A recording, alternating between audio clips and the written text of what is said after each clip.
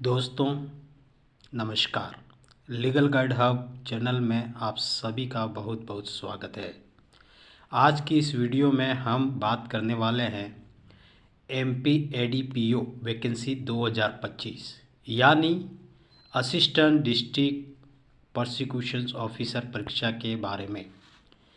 इस वीडियो में आपको मिलेगा पूरा syllabus, prelims plus maths, eligibilities and qualifications, age limit, previous cut of analyse, general, OBC, SC, ST और तैयारी से जुड़े जरूरी टिप्स।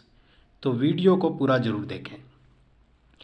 एमपी एडीपीओ यानी assistant district prosecutions officer Madhya Pradesh शासन के अंतर्गत प्रोसिक्यूशंस डिपार्टमेंट में एक महत्वपूर्ण पद है। इसका मुख्य कार्य क्या है दोस्तों? क्रिमिनल केसेस में स्टेट की तरफ से कोर्ट में पैरवी करना, चार्जशीट, ट्रायल और एविडेंस में भूमिका, पब्लिक प्रोसिक्यूटर को असिस्ट करना। यह भर्ती कौन निकालता है? एमपीपीएससी के माध्यम से होती है। Preliminary exam paper 1 general knowledge के बारे में पूछा जाता है दोस्तों। जनरल नॉलेज में जो एमपी के होंगे प्लस देश के बारे में होंगे, वर्ल्ड के बारे में होंगे, पेपर 1 में इसके रिलेटेड क्वेश्चन पूछे जाएंगे। दूसरे इंडियन हिस्ट्री है, इंडियन कॉन्स्टिट्यूशन है, इंडियन इकोनॉमी है, जियोग्राफी, इंडिया और MP, current affair, science and technology, environment, ये सारे सब्जेक्ट रिलेटेड क्वेश्चंस पेपर 1 यानी कि जनरल नॉलेज में पूछे जाएंगे। अब हम बात करते हैं पेपर 2 के बारे में। पेपर 2 होगा वो बहुत ही इम्पोर्टेंट, सबसे इम्पोर्टेंट है। इसमें लॉ से रिलेटेड पूछे जाएंगे, जैसे कि इंडियन पेनल कोड है, बीएनएसएस है, सीआरपीसी पहले जो था अब बीएनएसएस है, इंडियन एविडेंस जो भारतीय साक्ष्य अधिनियम पहले हुआ करता था अब बीएसए है, सो कॉन्स्टिट्यूशन ऑफ इंडिया है। ये जो मेन लॉज है, जो 4 मेन लॉज है, यहाँ से काफ़ी क्वेश्चन सबसे ज़्यादा बढ़ेंगे, यहीं से सबसे ज़्यादा प्रश्न पूछे जाते हैं। इसके बाद में पेपर 1 जो क्रिमिनल लॉज है, इसके ऊपर आपकी पकड़ बहुत ही अच्छी। You should have a good knowledge, good studies in this subject. BNS, BNSS, BSS, case laws में और जनरल नॉलेज। एमपी के जो है उसमें जनरल नॉलेज, वहाँ के लोकल सब्जेक्ट हैं जो लोकल लॉज, उसके बारे में भी पढ़ना पड़ेगा। वैकेंसी की बात करें तो दोस्तों वैकेंसी अच्छी वैकेंसी होगी ऐसी उम्मीद लगाई जा रही है। कम से कम 200 के ऊपर या 500 के आसपास इतनी सीटी हो सकती है। अगर आप तैयारी कर रहे हैं तो दोस्तों बाहर के हैं तो भी आप एग्ज़ाम दे सकते हैं दोस्तों, एग्ज़ाम आप दे सकते हो दोस्तों। अगर ST/SC कैंडिडेट हो तो वहाँ पे आपको जनरल फाइट करनी पड़ेगी।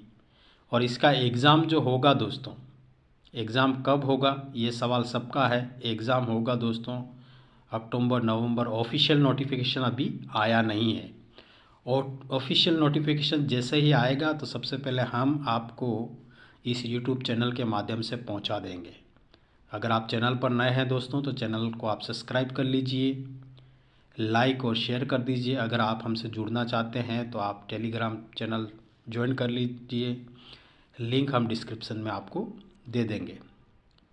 सो दोस्तों इसकी जो एलिजिबिलिटी क्वालिफ़िकेशंस है वो क्या है, इस एग्ज़ाम को देने के लिए क्वालिफ़िकेशन क्या होगी? कैंडिडेट के पास LLB डिग्री होनी चाहिए। They must have the LLB degree, किसी भी रिकॉग्नाइज्ड यूनिवर्सिटी से हो। और अगर 3 या 5 साल दोनों में मान्यता है दोस्तों, 3 साल वाली LLB भी मान्यता है, 5 साल जो BA LLB करते वो भी मान्यता है। बार काउंसिल में इनरोलमेंट योग्य होना चाहिए। अनुभव नहीं है दोस्तों, अनुभव का कोई एक्सपीरियंस इसमें मांगा नहीं गया है, बट अगर आपके पास है तो वेल एंड बेस्ट। कोई अनिवार्य अनुभव नहीं है, फ्रेश लो ग्रेजुएट भी अप्लाई कर सकता है। एज की बात करें तो मिनिमम 21 वर्ष, मैक्सिमम 40 ईयर्स। अगर आप ST SC OBC कैटेगरी में है तो उसके अनुसार MP डोमिलिस को विशेष लाभ है, जो MP से हैं उनके लिए विशेष लाभ होगा दोस्तों। और ध्यान दें, ये पिछले ट्रेंड पर आधारित अनुमानित कट ऑफ है। अब हम कट ऑफ की बात कर लेते हैं दोस्तों। पिछले साल जितने भी एग्ज़ाम हुए उसमें क्या क्या कट ऑफ रही थी हम परसेंटेज में देखेंगे।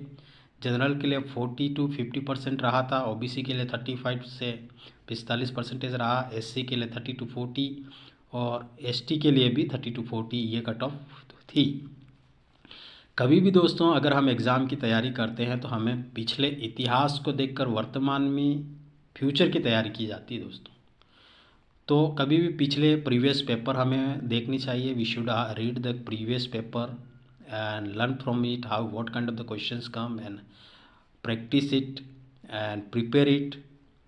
क्योंकि जब हम जितना प्रैक्टिस करेंगे, जितना हम उसको सॉल्व करेंगे, हमारे लिए ये फ़ायदेमंद होगा दोस्तों।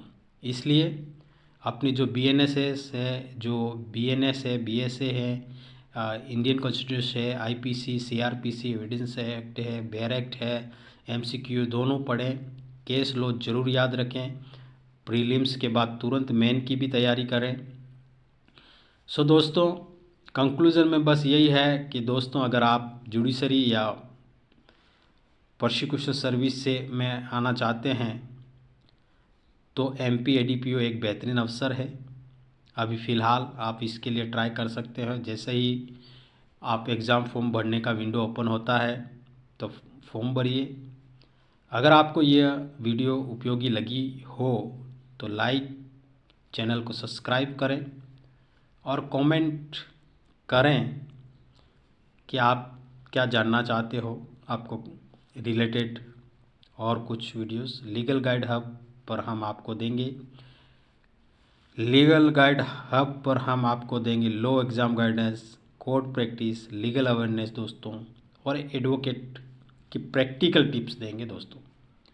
So thank you so much for watching and मिलते हैं फिर इसी प्रकार किसी और नए इन्फॉर्मेटिव वीडियो में। तब तक के लिए आप अपना अपने परिवार का ख्याल रखें। जय हिंद, जय भारत।